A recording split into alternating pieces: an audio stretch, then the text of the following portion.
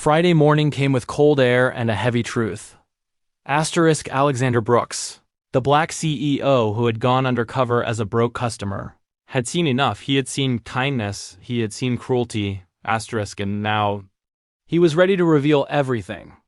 Inside his office, he sat quietly with his laptop open, replaying the security footage again and again. Derek Torres, the manager he once trusted, was stealing from the very workers who kept the restaurant alive. Thousands of dollars. Taken night after night, his jaw tightened. This wasn't just business, this was betrayal. He gathered every piece of evidence, the tip calculations, bank deposits, security footage, exit interviews, and Sarah's handwritten notes. When it was all done, he sent one message to the staff, mandatory meeting, Monday, 10 a.m. The meeting begins. The conference room was full. Servers, bartenders, hosts, everyone came. Even Derek sat confidently at the front of the table, smiling like nothing was wrong. Then the door opened. Alexander walked in. Not in the old brown jacket, but in a clean suit, shoulders straight, expression unreadable. Gasps filled the room. Sarah froze, her eyes widening. She whispered, "Oh my God. That's him." Derek's smile faded. Alexander walked to the head of the table, placed a folder down, and said calmly, "Before we begin, I want to talk about Thursday night." He turned towards Sarah. "You served a man in a torn jacket and dusty boots. You gave him food when he couldn't pay. You treated him with dignity. You told him everyone matters. That man was me." Sarah covered her mouth with her hand. Tears filled her eyes instantly. "I'm sorry," she whispered, shaking. "I didn't know." Alexander raised a hand gently. "Sarah, you did nothing wrong. In fact, you did everything right." Her tears fell. The fall of Derek Torres. Alexander turned to Derek. "Now, let's talk about you." He opened his laptop and pressed play. The entire room watched as Derek appeared on screen, alone in the back office. Counting the tip jar, sliding cash into his jacket pocket, locking the room, and walking out. Everyone gasped. Emma began crying.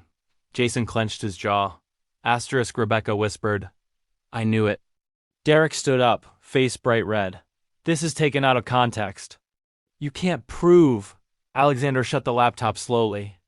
"I have 8 weeks of security footage. 3 ex-employees gave statements. Your bank deposits match the exact amounts stolen.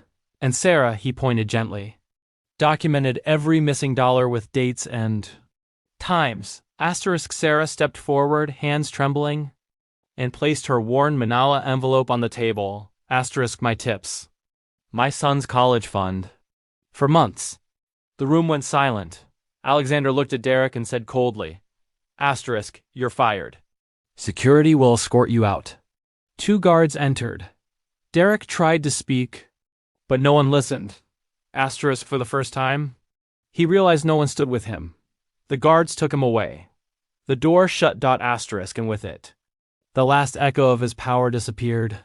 The Ray building. Alexander turned back to the staff. "What happened here was my failure. I stepped back too far. I trusted the wrong person. I let good people suffer." He opened a folder and began listing. Changes. No more forced tip pooling. New. POS system tracking all. Tips, cash, and card. Weekly tip reports posted. Publicly. An anonymous hotline that goes directly to him. No retaliation for complaints, immediate firing if it happens. A staff. Representative will attend every management meeting. Every face in the room softened. It felt like the first sunrise after a long night. Then Alexander pulled out envelopes and said, "I calculated every dollar stolen from each of you, and added 18% interest." He called their names one by one. Jason, Emma, Rebecca, and then Sarah. She stepped forward slowly, barely able to breathe. Sarah Mitchell, he said softly. Stolen, $11,200. With interest, $13,216. When she opened her envelope, her knees shook. Her co-workers caught her as she cried. This wasn't a gift. This was justice.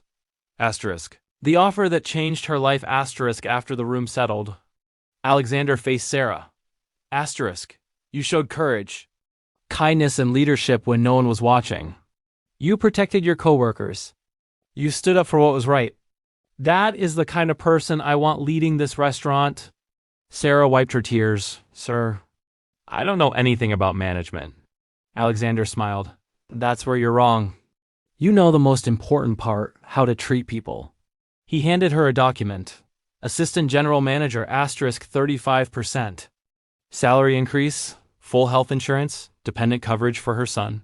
Asterisk. Her hand flew to her mouth, her whole body trembled. My son's insulin. All covered? She asked in disbelief. Yes, he said softly. All of it. Sarah broke down crying, this time not from pain, asterisk, but from finally feeling safe. 6 months later, the Harborside had changed. At the bar, everything was fair, transparent, and calm. Servers smiled genuinely. Tips were tracked. Asterisk respect filled the air. Asterisk. Sarah stood proudly in her new assistant manager uniform, training the younger staff. Her voice was steady. Everyone who walks through that door matters, no matter how they look or what they can afford. Asterisk in a corner booth. Her son Liam did homework, his insulin pump covered by insurance. Alexander walked in for a surprise visit. How's the place running? He asked. Sarah smiled warmly. Better than ever. Final emotional closure asterisk later that night. Alexander sat at the same bar stool where he once sat in a worn jacket.